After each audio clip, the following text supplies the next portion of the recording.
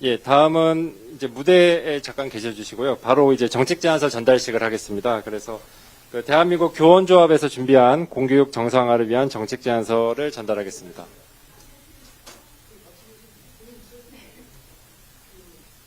예, 조윤희 대한민국 교원조합 상임위원장님과 예, 관계자분들 무대로 올라와 주시면 감사하겠습니다.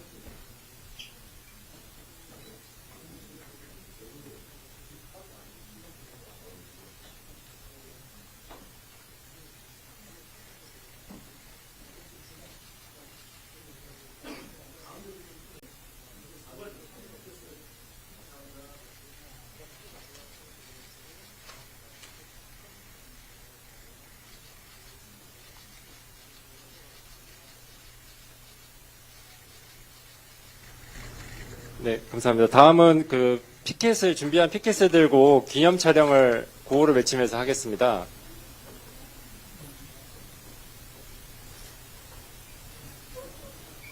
예, 참석자분들께서는 무대로 올라와 주시면 감사하겠습니다.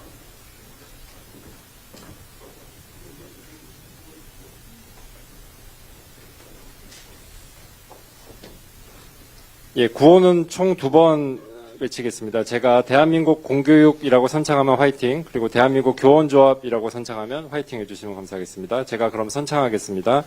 대한민국 공교육, 대한민국 교원조합,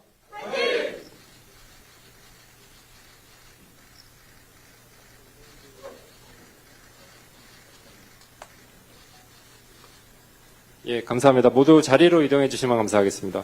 선생님들 감사합니다. 오늘 이렇게 특별히 저에게 좋은 정책 제안서를 전달해 주셨습니다. 우리 조윤희 대한민국 교원조합 상임위원장님, 또 김용태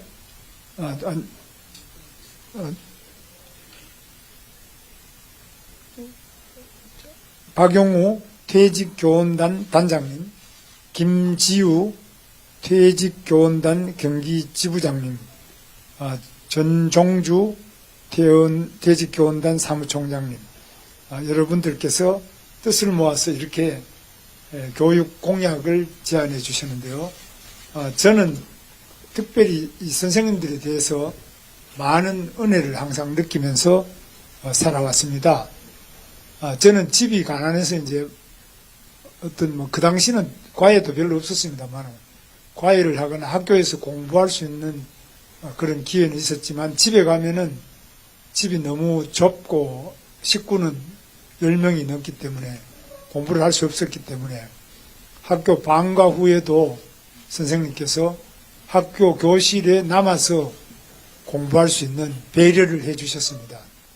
그 집에 가면 도저히 계속 심부름이 또 많기 때문에 공부도 못하고 또 공부할 장소도 없는 그런 상태였는데, 학교에 있으면 우선에 그 심부름을 안 시키시니까 공부할 시간이 있었고요.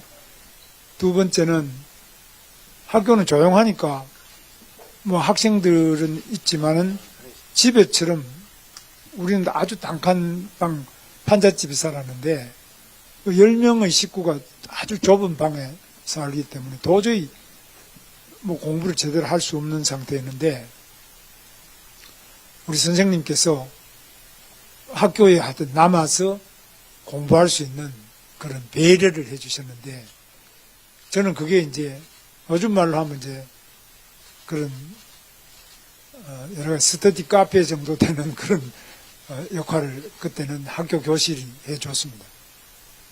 그래서 저 시골에서 이제 대구로 유학을 올 수 있었고, 그 다음에 또 선생님들이 제대로 열심히 가르쳐 주셔서 그 다음에 이제 서울로 또 유학을 와서, 그 뒤로는 공부를 별로 안 했습니다만, 하여튼 스승의 날이 되면은 제일 먼저 떠오르는 분이 초등학교 때 담임 선생님께서 저한테 집에 안 가고 학교에 남아서 공부할 수 있도록 그렇게 배려를 해주셨어요. 뭐 가르쳐 주시고 이런 건 없습니다만, 그래도 학교에 남아서 공부를 좀 해봐라 이렇게 하시고, 그런 것 자체가 굉장히 고맙고 이런 오늘날의 저를 만드는 굉장히 중요한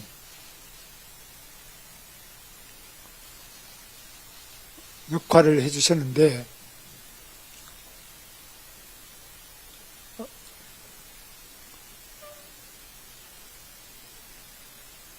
제가 이제 경기도지사가 돼서 여기 이제 경기도에서 오신 우리 박용우 선생님도 경기도 선생님 하시고 있는데 경기도의 도지사를 할 때 아이들이 밖에 놀이터 같은 놀다가 유괴에 대해서 살해된 안양의 자매 남매 살해 사건 이런 것들이 일어나는데 저는 학교 선생님들이 정말 아이들을 사랑하시는 그 마음을 가지고 해주신다면 얼마나 좋겠느냐 이런 생각을 늘 합니다. 부모가 먹고 살기 바빠가지고 아이를 못 돌보는 그 가정의 아이들 선생님들이 신경 써주시면 좋은데 제가 그래서 도지사 했기 때문에 돈도 좀 있고요. 예산을 지원하겠다. 그리고 선생님들이 직접 가르치지 않고 방과 후 선생님을 뽑아가지고 충분히 해드리고 시설도 가정처럼 이렇게 만드는 방과 후 돌봄 교실을 정말 잘 만들어 드렸어요. 예산 아끼지 않고 안방처럼 자기들 안방처럼 식당도 있고 화장실 있고 아주 온돌방에 자기 집 같은 이렇게 만들어 드려도 선생님들이 싫어하시더라고요. 왜 이걸 우리 보고 하라는 거예요? 그럼 누가 합니까? 그럼 부모가 해야지. 선생님들 답변이 그거였습니다. 부모가 해야지. 그럼 부모가 없는 사람, 없는 아이도 많아요.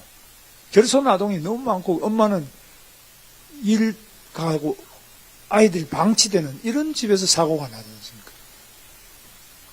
그런데 그게 왜 선생님들이 그걸 해야 되냐? 우리는 방과 후까지 하면 되는데. 그건 방과 후에 가르치지 않고 그 뒤에는 딴 선생님을 모셔드려도 그 왜 우리 교실에서 하느냐? 또 이렇게 나오세요. 그럼 교실을 또 새로 지어주면, 그럼 교실을 지으면 또 교장 선생님과 그 행정을 책임지시는 선생님들이 이거 왜 우리가 자꾸 이런 걸 학교에다가 맡기냐? 밖에서 하지. 밖에서 사실 마련하기가 쉽지 않습니다.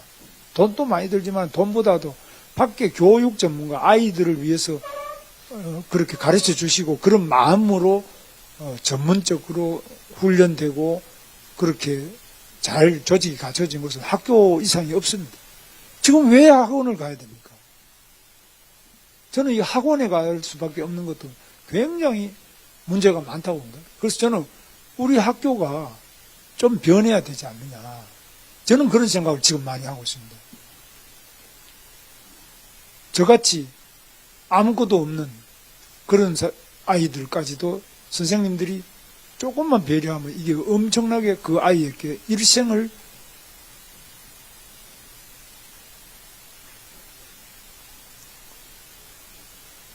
좌우하거나 밝혀주는 엄청난 힘이 선생님들한테 있다고 저는 생각합니다. 선생님 말씀 한마디. 근데 요즘 선생님들 정말 공부도 잘하시고 최고 훌륭한 인재들이 선생님이 되어 계시지 않습니까? 교대 사대가 얼마나 어려운 학교입니까? 가장 훌륭한 분들이 공부만 해서 그리 가셔가지고 다 학교 선생님 하고 계시는데 우리 학교는 완전히 지금 학원보다 이 대접을 못 받고 그 부모들이 학원보다도 이 학교에 대해서 가볍게 생각하는 이 세대가 됐습니다. 이걸 꼭 그럼 부모를 탓할 수 있느냐? 저는 굉장히 깊이 생각해야 된다.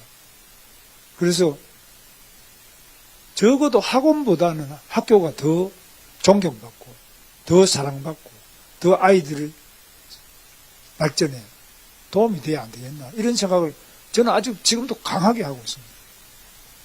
그 지금 폐교도 많고 학교가 전부 빈 교실인데 왜 학원을 바깥에 또 다녀야 되고 학원 다니다가 그 학원 다니려면 또 다 이렇게 케어를 해줘요. 자가용을 가지고. 이런 현실에 대해서 저는 굉장히 깊은 문제를 느끼고 있습니다. 그래서 우리 선생님들이 임용이 안 된 선생님들 많잖아요. 이런 선생님들 전부 학교 안에 방과 후 선생님이나 여러 가지 특히 뭐 적성 맞는 이런 쪽으로 채용을 해서 학교 안에서 그 학교 시설이 지금 다 남아도니까 폐교 같은 거 하지 말고 그 학교 폐교하는 거나 학교 안에 빈 교실 이런 걸 활용해가지고 정말 좋은 학원 이상으로 좋은 환경, 그리고 자기 결손 가정의 경우에는 가정 이상으로 좋은 학교, 아이들이 편안하고 행복하고 언니 동생들하고 만나가지고 숙제도 하고 이런 어떤 학교를 꿈꿉니다. 저는 그런 학교를 꿈꾸고 있습니다. 학원 또 뭐 그렇게 말하면 저 학원은 뭐 없어져야 되나 그런 말씀이 아니라 적어도 학원에 보내지 않아도 아이들이 공부할 수 있고 거기서 자기 꿈이 이루어지는 이런 학교, 부모가 결손이 돼 있거나 또는 맞벌이 부모 때문에 아이를 돌볼 수 없는 데는 선생님들이 한 분이 다 하실 수 없죠. 선생님들 뭐 예를 들면 2교대, 3교대 해가지고 선생님들 많이 계시니까 4대 교대 출신 많지 않습니까?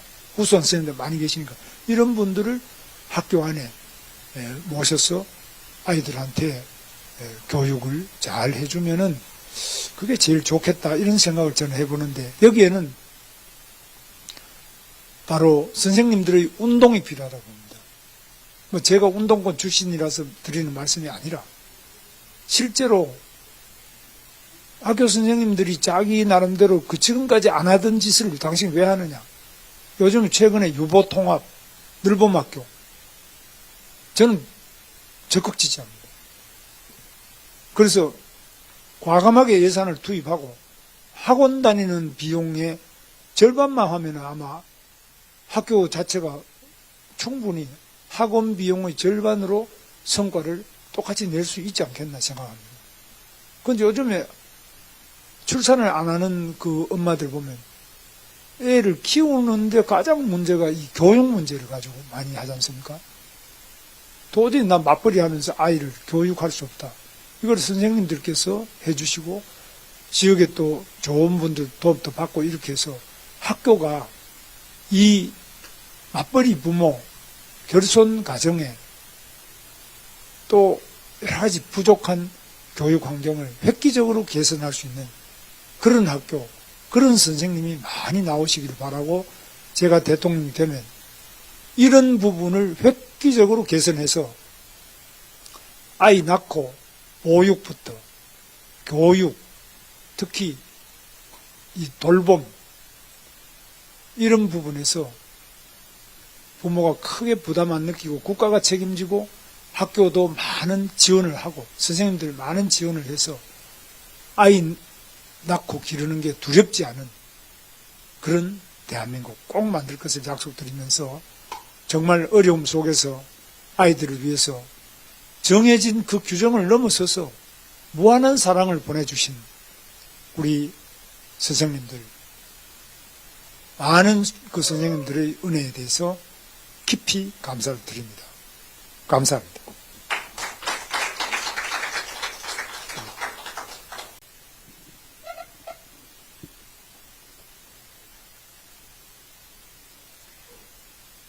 존경하는 대통령 후보님과 선거 캠프 관계자 여러분, 저는 대한민국 교원조합을 대표하여 오늘 이 자리에 교육정책 제안서를 드리게 되어 매우 뜻깊게 생각합니다.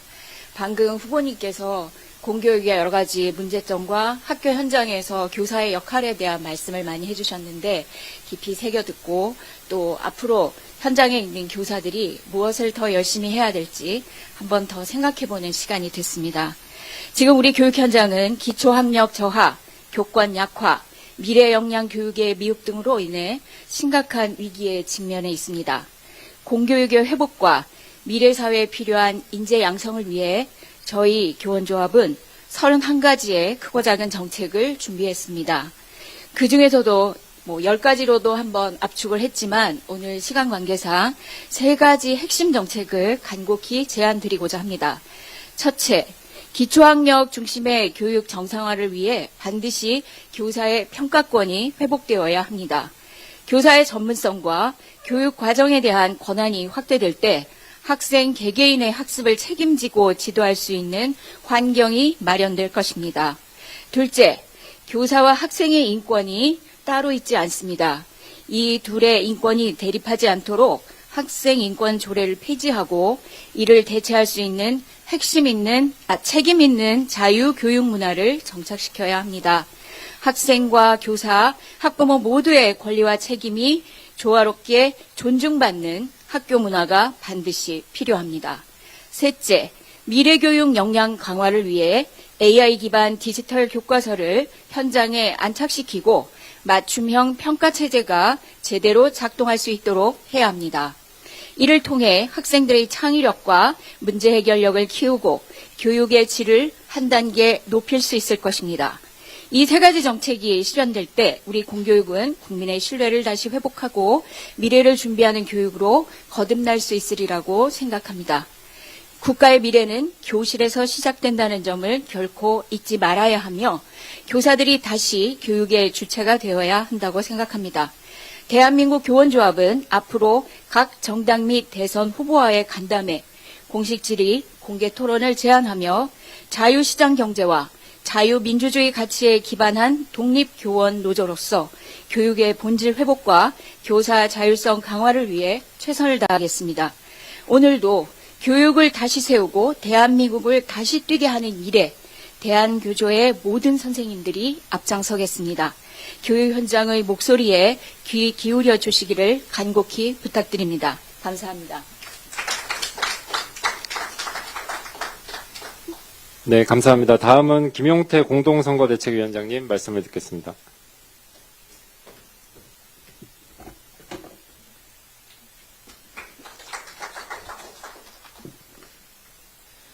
스승의 은혜 감사드립니다. 김문수 정부에서는 선생님들이 존경받는 사회를 만들겠습니다. 그동안 대한민국 교원조합에서 공교육 정상화를 위해 추진해왔던 다양한 정책적 시도와 제안에 충분히 공감하고 있습니다. 학교 현장에서 대한민국 교육 발전을 위해 헌신해주고 계신 교원분들께 진심으로 감사하다는 말씀을 전합니다. 게다가 이번에 전해주신 내용에는 기초학문, 융합교육, 다문화교육 강화, 인공지능을 활용한 윤리교육, 예비교사 역량 강화, 교원 인턴제 도입과 같이 미래 교육을 위한 인재 양성 방안이 포함되어 있습니다. 국민의힘은 이러한 소중한 의견을 적극 반영해서 교육 개혁의 기치를 놓치지 않겠습니다.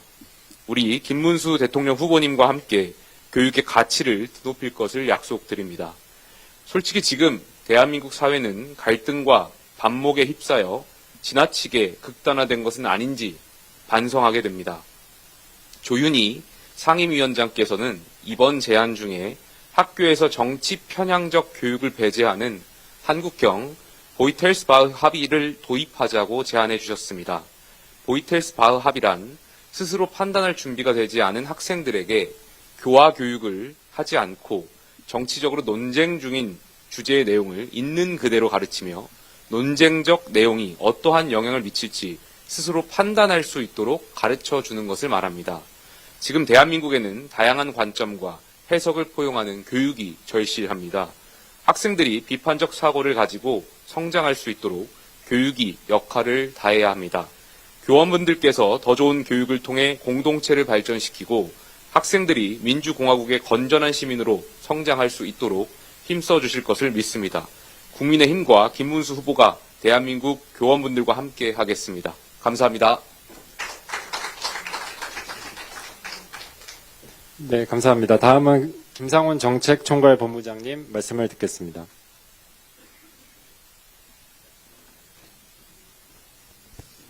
예, 반갑습니다. 우리 오늘날의 대한민국을 있게 한 소중한 주체는 저는 기업과 또 교사님들이라고 생각합니다.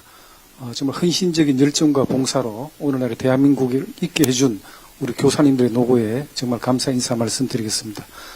또 오늘 중요한 정책 전달을 위해서 또 국민의힘 당사를 찾아주신 조윤희 대한민국 교원조합 상임위원장님께 감사 말씀드리겠습니다.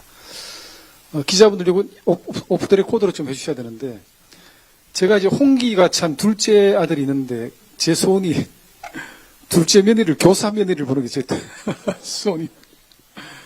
근데 오늘 내가 통계를 보고 깜짝 놀랐어요. 이데일리 기사를 보니까 최근 1년간 이직을 고민한 교사님들이 10명 중에 6분이라고 이야기를 하더라고요. 그래서 이직을 생각하고 있는 이유는 뭐냐고 아마 이제 설문을 해보니까 교권 침해와 너무 많은 민원 이렇게 또 답변하셨어요. 그래서 가장 시급하게 해결해야 될 것은 우리 교사님들의 교권 보호 대책이 가장 시급한 대책이라고 응답해 주시는데 오늘 우리 김문수 후보님과 함께 또 같이 자리하신 우리 국민의힘 교육위 위원님들 여러분들이 제안하신 정책 제안에 대해 가지고 입법적으로 정책적으로 해결할 수 있도록 최선을 다하겠다는 말씀드리겠습니다. 감사합니다. 네, 감사합니다. 다음은 조정훈 교육위원회 간사님 말씀을 듣겠습니다. 네, 간단하게 하도록 하겠습니다. 국민의힘 교육위 간사를 맡고 있는 조정훈입니다. 오늘 스승의 날입니다. 선생님 하면 참 높은 이름이었습니다. 제가 학교 다닐 때 스승의 날은 굉장히 큰 행사였습니다. 학부모, 학생, 선생님 모두 교실, 교육의 중요성을 논하는 날이었는데 지금은 스승의 날 하면 사고 없이 넘어가면 좋은 그런 어려운 날이 되었습니다. 선생님이란 단어, 그러니까 누구를 만났을 때 높이는 표현이 선생님이었습니다. 누구누구 선생님 안녕하십니까? 교사가 아니더라도 그만큼 존경받는 표현이었는데 지금 과연 그런가 하는 생각이 듭니다. 저는 우리 김문수 정부에서 6월 3일 이후 탄생할 김문수 정부에서는 교육에 정치의 물을 빼야 되고 실력의 물을 넣어야 된다고 생각합니다. 교육에 갈등의 물을 빼고 통합의 물을 넣어야 된다고 생각합니다. 미래를 위한 교육을 준비하고 모두가 함께 살 수 있는 그런 교육을 만들어야 된다고 생각합니다. 교사들이 갖고 계신 애로사항 저희 국민의힘이 잘 읽고 잘 알고 있습니다. 제가 평소 얘기 나눴던 우리 김문수 후보님은 교육에 대한 철학과 교육에 대한 관심이 지대하고 극진하신 분입니다. 맞죠, 후보님? 네. 그래서 김문수 정부에서는 교육은 최우선 의제가 될 것으로 저는 확신합니다. 많이 도와주시고 김문수 정부가 탄생하면 교육계획을 위해서 저 또한 몸을 아끼지 않도록 하겠습니다. 감사합니다. 네, 감사합니다. 마지막으로 김민전 교육위원회 위원님 말씀을 듣겠습니다.